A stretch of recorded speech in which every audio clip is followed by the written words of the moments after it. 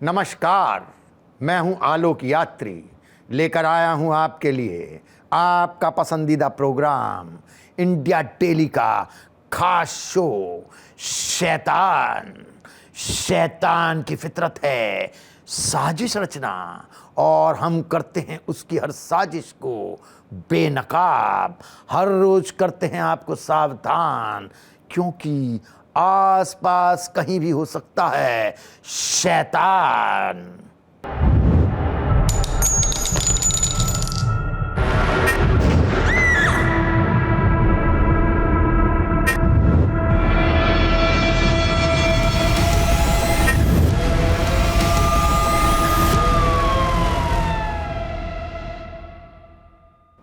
वो अपने माँ बाप की है दुलारी, लेकिन उसकी हरकतें ऐसी कि शैतान भी मांगे पानी। जिस बेटी के अगवा होने की खबर से मच गई थी चीख पुकार, लेकिन सच्चाई आई जब सामने तो उड़ गए सबके होश। बेटी की साजिश को सुनकर घर वाले रह गए हैरान।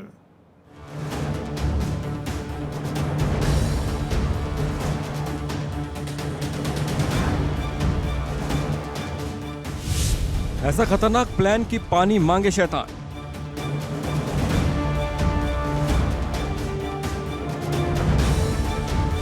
बेटी की शातिर चाल, परिवार हुआ बेहाल।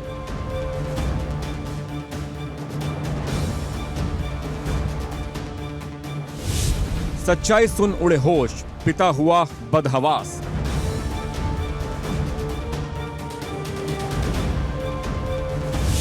गेमिंग के जाल में फंसी फिर खेला खौफनाक खेल।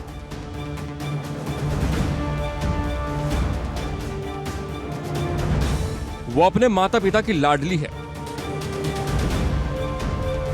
अपने बिटिया के चेहरे पर खुशी के लिए माता पिता ने हर जतन किए। लाखों मुसीबतों के बावजूद बेटी को आगे बढ़ाने और पढ़ाने का जज्बा कम नहीं हुआ। उसके माता पिता अपनी खुशियों का गला घोटकर बेटी के दामन को बेइंतहा खुशियों से भरने की कोशिश में लगे थे, लेकिन तभी ऐसा कुछ हुआ कि पूरा परिवार सदमे में आ गया।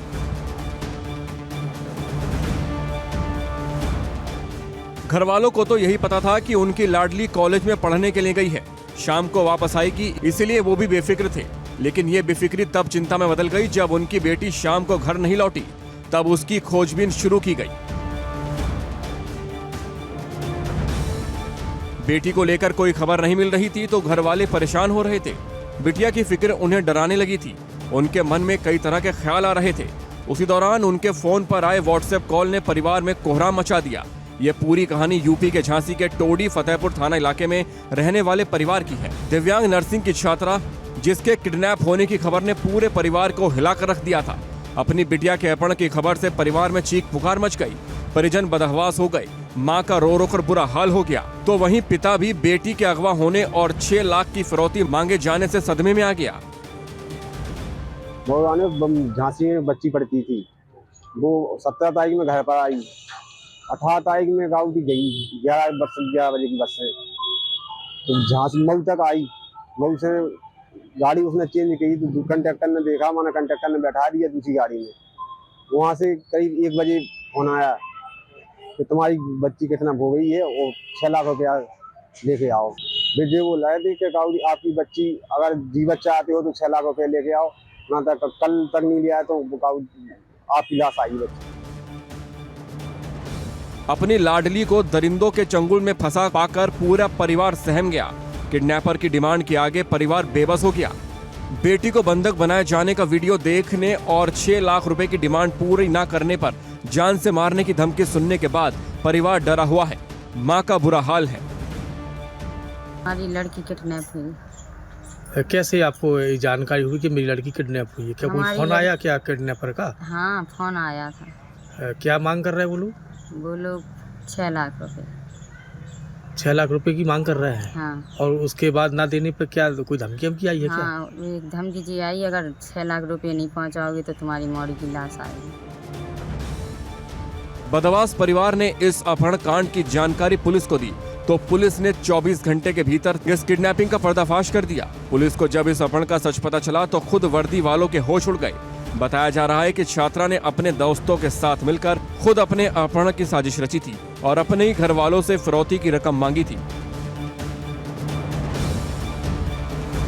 पुलिस के मुताबिक युवती को ऑनलाइन गेम्स खेलने का शौक था और इसी में वो बहुत बड़ी रकम हार चुकी थी। इसी की भरपाई करने के लिए उसने अपने दोस्तों के साथ मिलकर फिरौती की ये पूरी योजना बनाई। इस केस में छात्रा के 4 दोस्तों के साथ उसे भी गिरफ्तार कर लिया गया है। लेकिन सबसे ज्यादा हैरानी उस छात्रा की शातिर चाल पर हो रही है कि कैसे उसने अपनों को ही दगा दिया। पुलिस गिरफ्तार आरोपियों से पूछताछ कर रही है। मामले की गहराई से जांच की जा रही है और जो भी तथ्य सामने आएंगे उसके आधार पर आगे की कार्रवाई की जाएगी। थाना टोटी फतेहपुर का एक वीडियो संज्ञान में आया था जिसमें एक छात्रा का अपहरण की बात प्रकाश में आई थी। छात्रा के पिता द्वारा एक प्रार्थना पत्र दिया गया था जिसमें अभियोग पंजीकृत किया गया था और कई टीमें गठित की गई थी और इन टीमों ने काफ़ी जगह खोजबीन की और आज छात्रा को और 4 अन्य अभियुक्तों के साथ पुलिस द्वारा हिरासत में लिया गया है और जांच भी कराई जा रही है। जांच के क्रम में जो भी सही होगा अग्रिम वैधानिक कार्रवाई कराई जाएगी। बेटी की शातिर चाल और खतरनाक इरादे से परिवार सदमे में है। माता पिता को यकीन नहीं हो रहा है कि आखिर कैसे उनकी लाडली बेटी उनके साथ इतना बड़ा धोखा कर सकती है। ऑनलाइन गेमिंग के जाल में फंसी एक बेटी ने अपने ही दोस्तों के साथ मिलकर कैसे पूरे षड्यंत्र को अंजाम दे दिया। रिश्तों को तार-तार करती रही, माता पिता के भरोसे को तोड़ती रही। सवाल यही है कि आखिर कैसे बेटे बेटियां अपने ही माता पिता के खिलाफ ऐसी खतरनाक साजिश रचते हैं। आखिर क्या वजह है जो बच्चों के दिमाग में शैतानी सोच जन्म लेना शुरू कर देती है।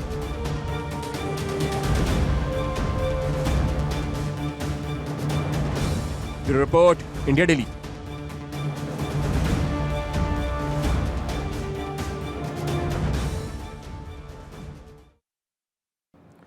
शैतानियाहट से बेखबर था पड़ोसी। उसे अपने पड़ोसी पर था इतना गुरूर। सुख दुख में एक दूसरे का बना करता था हमदर्द। लेकिन महज चंद रुपयों की खातिर पड़ोसी ने उठाया ऐसा खौफनाक कदम जिसके बाद आप अपने पड़ोसी पर भरोसा करने से पहले सोचेंगे 100 बार।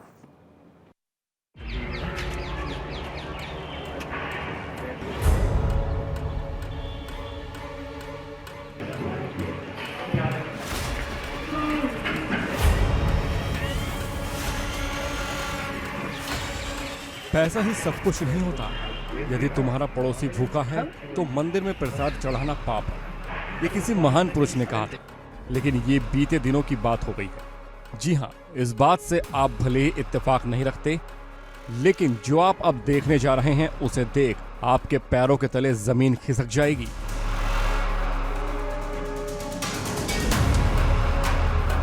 आप अपने पड़ोसी से रिश्ते नाते जोड़ने के बजाय दूर रहना पसंद करोगे। ऐसा हम इसलिए कह रहे हैं और आपको आगाह कर रहे हैं क्योंकि शैतान पड़ोसी ने महज चंद रुपयों के चलते भरोसे का कत्ल कर दिया।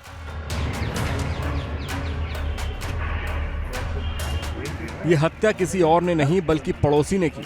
मामले में जो हकीकत सामने आई उसे सुन सभी के होश उड़ गए। दरअसल 4500 रुपए के लेन देन में पड़ोसी दोस्त ने ही अपने पड़ोसी की हत्या कर दी थी।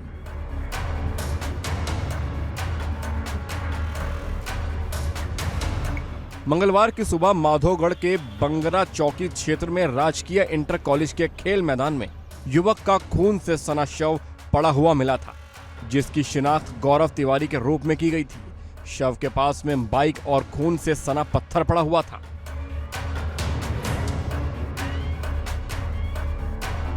लाश की सूचना मिलते ही पुलिस मौके पर पहुंची और जांच पड़ताल के बाद शव को कब्जे में लेकर पोस्टमार्टम के लिए भेज दिया। मृतक गौरव तिवारी ने आरोपी गौतम द्विवेदी से दीपावली में 4500 रुपए उधार लिए थे। गौरव तिवारी ने फोन कर कहा कि बंगरा आ जाओ, वहीं पैसे दूंगा। गौरव तिवारी उधार में दिए गए रुपए लेने बंगरा पहुंचा तो वहां पर गौतम मिल गया और उधार दिए रुपए मांगे तो आपस में विवाद छिड़ गया।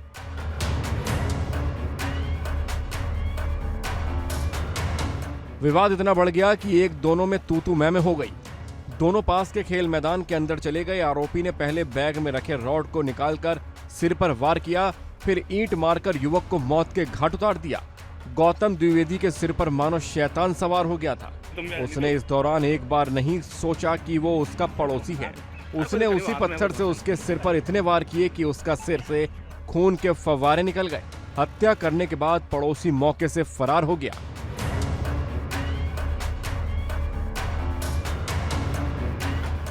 इधर हत्यारों को पकड़ना पुलिस के लिए किसी चुनौती से कम नहीं था। पुलिस अधीक्षक ने आरोपी को पकड़ने के लिए इनाम तक की घोषणा कर दी। डायल 112 के माध्यम से इस सूचना मिली। एक लगभग 25-26 वर्षीय युवक की लाश जीआईसी इंटर कॉलेज के प्रांगण में पड़ी हुई है। इस सूचना पर थाना अध्यक्ष माधोगढ़, पुलिस उपाधीक्षक माधोगढ़ मौके पर पहुंचे तो एक लगभग 26 वर्षीय युवक की लाश, जिसकी शिनाख्त गौरव तिवारी निवासी ग्राम गडेरना थाना रेडर के रूप में हुई, जिसके सिर पर भारी चीज से वार कर उसे मारा गया था। इसके बाद पुलिस ने हत्यारे को 24 घंटे के भीतर घर धर दबोचा। पकड़ने वाली टीम को 10,000 रुपए का इनाम की घोषणा की गई। हत्याकांड में जिस लोहे की रॉड का इस्तेमाल किया गया था, साथ में मोबाइल, खून से सने कपड़े और मोटरसाइकिल को बरामद कर आरोपी को जेल भेज दिया गया है। Report India daily.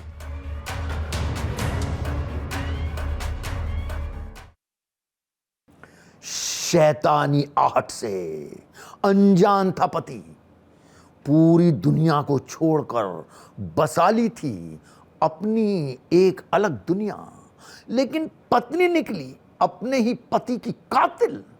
7 जन्मों का वादा करने वाली पत्नी ने प्रेमी संग मिलकर पति को मौत के घाट उतार दिया।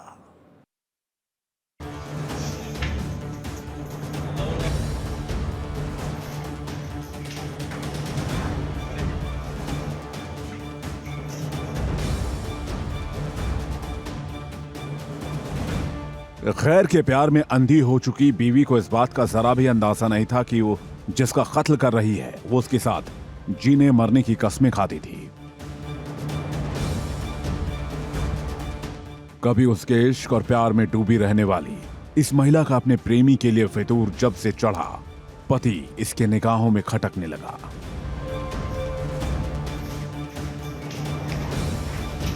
पूरा मामला बिजनौर धामपुर के ग्राम सलाराबाद का है, जहां रविवार की देर शाम उस वक्त हड़कंप मच गया जब दौलतपुर सूखा गांव का रहने वाला प्रवींद्र बाइक से घर लौट रहा था। तभी अज्ञात आरोपियों ने गोली मारकर हत्या कर दी।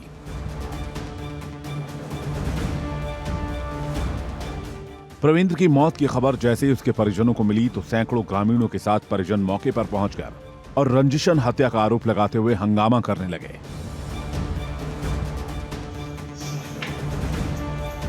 शुरुआत में पुलिस घटना को संदिग्ध मानकर चल रही थी, लेकिन जैसे जैसे पुलिस इस हत्या की गुत्थी सुलझा रही थी, वैसे वैसे मिल रहे सुराग इसके घर के दहलीज तक जा रही थी।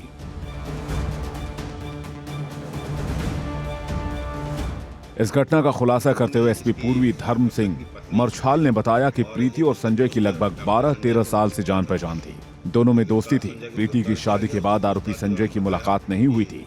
शादी के बाद भी इसकी तड़प कम होने के बजाय बढ़ती गई।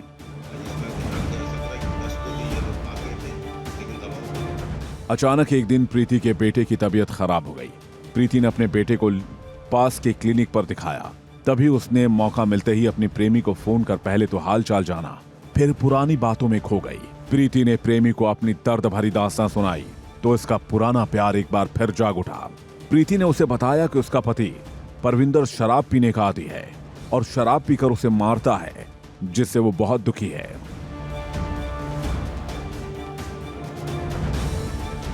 इसी दौरान प्रेमी संजय ने प्रीति से अपने पति को छोड़कर उसके पास आने को कहा। इसके बाद 16 अक्टूबर को प्रीति अपने बच्चे को लेकर उसके पास चली गई, लेकिन जैसे ही उसके परिजनों को पता चला तो उसने उसे वापस भेज दिया।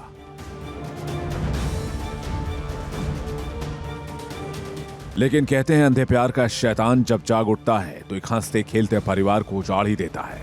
इसके बाद दोनों में फिर से प्यार का परवान चढ़ने लगा। एक बार फिर बातचीत का दौर शुरू हुआ तो प्रीति ने प्रेमी संग मिलकर परविंदर को मारने की प्लानिंग की।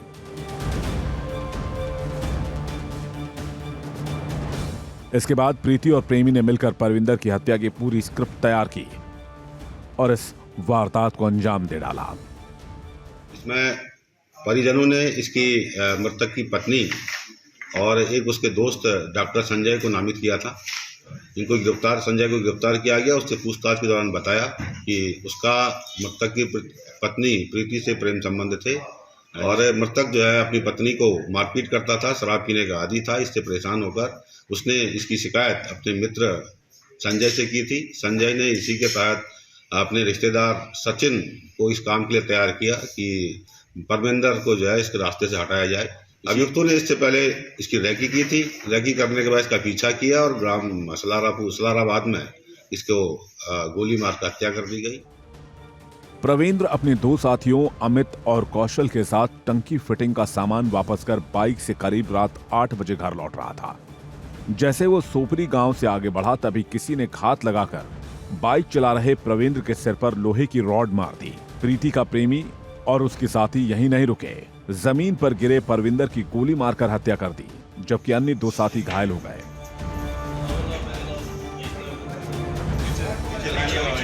पूरे मामले का खुलासा करते हुए मृतक की पत्नी, उसका प्रेमी समेत 6 लोगों को गिरफ्तार किया जा चुका है। पकड़े गए आरोपियों के कब्जे से पुलिस ने बाइक, मोबाइल और घटना में इस्तेमाल तमंचा और स्टील की रॉड बरामद कर ली है। पुलिस सभी आरोपियों को गिरफ्तार कर जेल भेजने के कवायद में जुट गई है। Bureau report, India daily.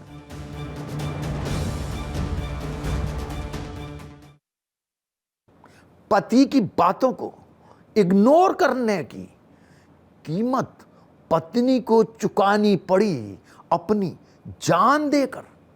नाराज पति ने कुल्हाड़ी से काट काट कर दी हत्या। दरिंदे शैतान को कत्ल के बाद भी नहीं है कोई पछतावा। उत्तर प्रदेश के बांदा के शैतान की सुनकर दास्तान आपके भी खड़े हो जाएंगे रोंगटे।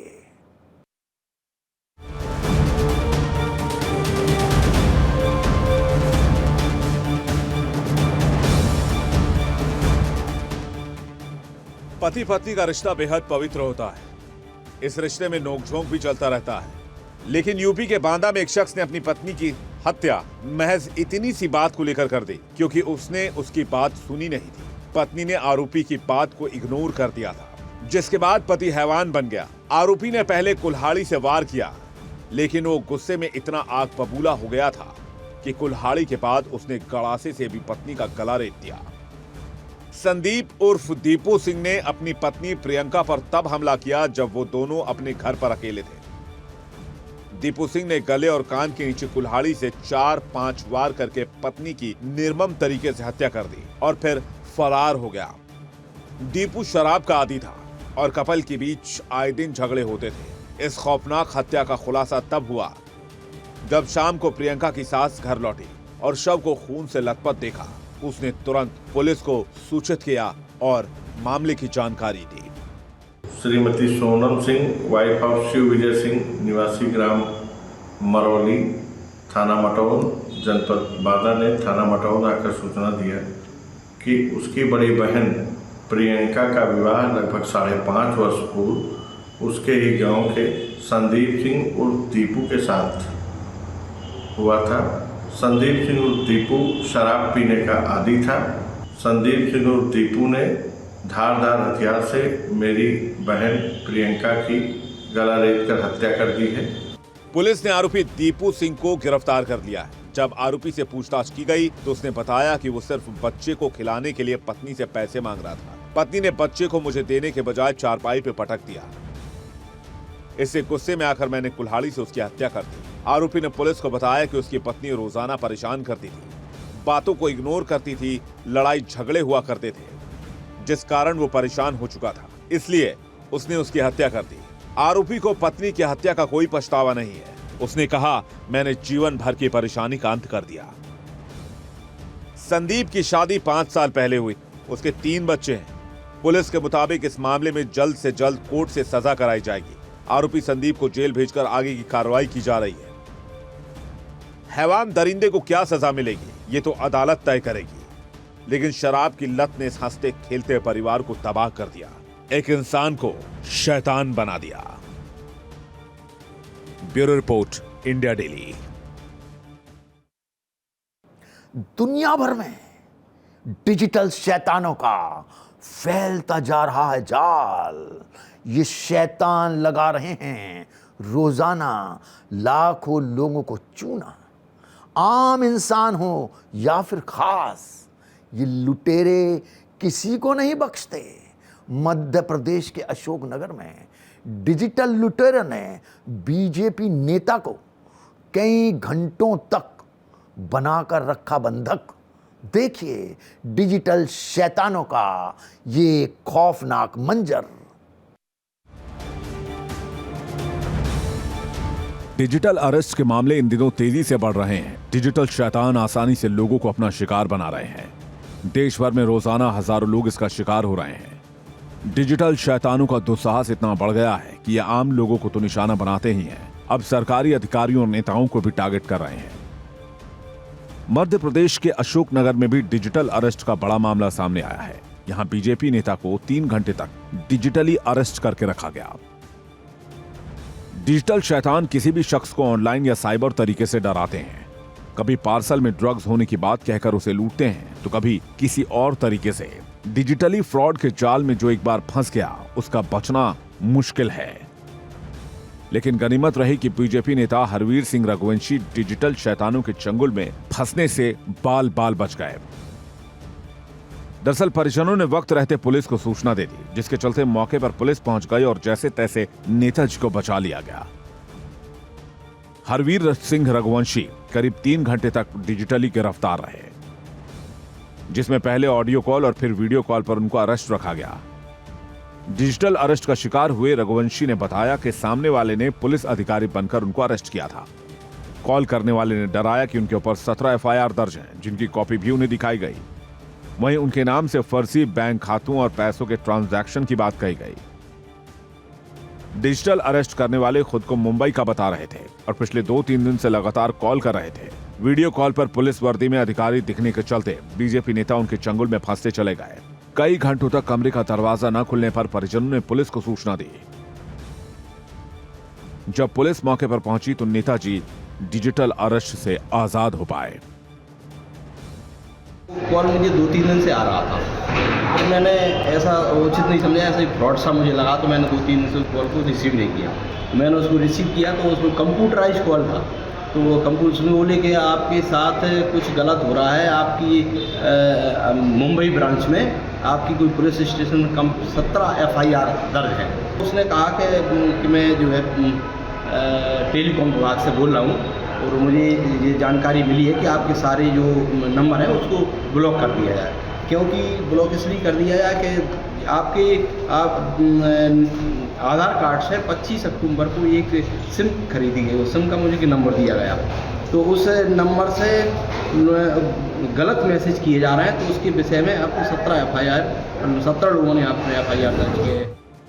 डिजिटल अरेस्ट के संगठित गिरोह का अभी तक खुलासा नहीं हुआ है, जिसकी वजह से डिजिटल अरेस्ट के मामले लगातार बढ़ रहे हैं। लेकिन अगर आप सावधान रहेंगे तो शायद आप इन डिजिटल शैतानों से बच सकते हैं, क्योंकि ये शैतान नजर नहीं आते हैं और अगर आपने एक छोटी सी भी गलती की तो ये बड़ी आसानी से आपके बैंक खातों पर हाथ साफ कर जाते हैं। Bureau report, India daily.